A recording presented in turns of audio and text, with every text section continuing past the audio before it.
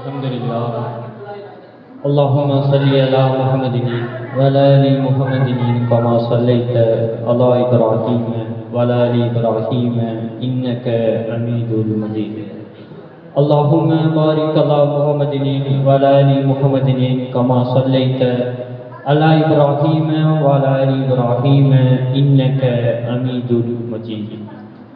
اللهم بارك على محمد وعلى ال محمد كما صليت على ابراهيم وعلى ال ابراهيم انك حميد مجيد. வார்த்தைகள் சிறந்தது அல்லாஹ்வுடைய வார்த்தை என்றும், வழிபாடுகள் சிறந்தது முஹம்மது நபி ஸல்லல்லாஹு அலைஹி வஸல்லம் வழிபாடுகளாகும். மார்க்கத்தில் கெட்டது மார்க்கத்தின் பெயராக புதிதாக புகுத்தப்படும் அனைத்தும் பிதஅத்.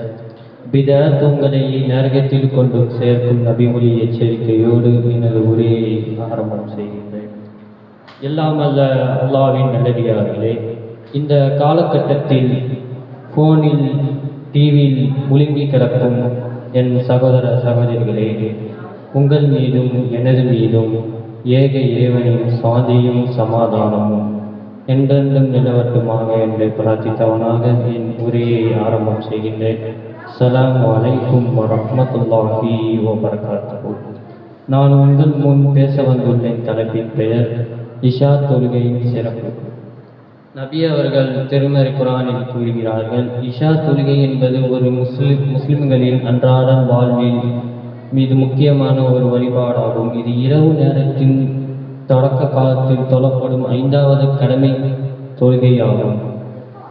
நபி அவர்கள் குறிப்பிடுகிறார்கள், இஷா தொழுகை ஒரு முஸ்லிம்கள் அன்றாட வாழ்வில் கடமையான கடைசி 5வது தொழுகை தான் இந்த இஷா தொழுகை. இப்போ இந்த எல்லா பள்ளிவாசலையும் பாங்க் சொல்லப்படுகிறது. சில முஸ்லீம் இளைஞர்கள் பெண்கள் பாங்க் சொல்லப்படுகிறது. எல்லா பள்ளிவாசலையும் பாங்க் சொல்லப்படுகிறது. சில மனிதர்கள் ஒருவேளை தொழுது நான் தொழுதுட்டேன் அப்படின்னு சொல்கிறார்கள். தொழுகை என்பது 5 வேளையும் தொழணும். இதுதான் ஒரு முஸ்லீமுக்கு அழகு. இஷா தொழுகை என்பது இஷா தொழுகை என்னன்னா உணவுல பறக்கத்து இருக்காது.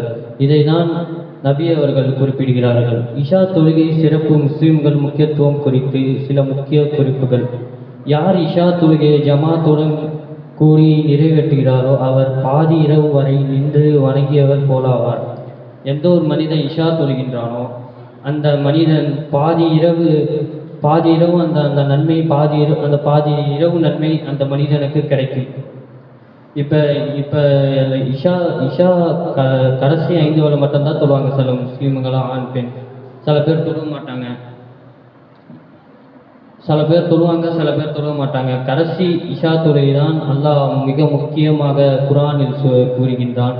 நம்ம 5 வேளையும் தொழுது சொர்க்கத்தில் வெற்றி பெற செய்வானாக என்று பிரார்த்தித்தவனாக என் உரையை முடித்துக் கொள்கின்றேன். வாஹிரு தவானா அல்ஹம்துலில்லாஹி ரபில் ஆலமீன். அஸ்ஸலாமு அலைக்கும் வரஹ்மத்துல்லாஹி வபரகாத்துஹு.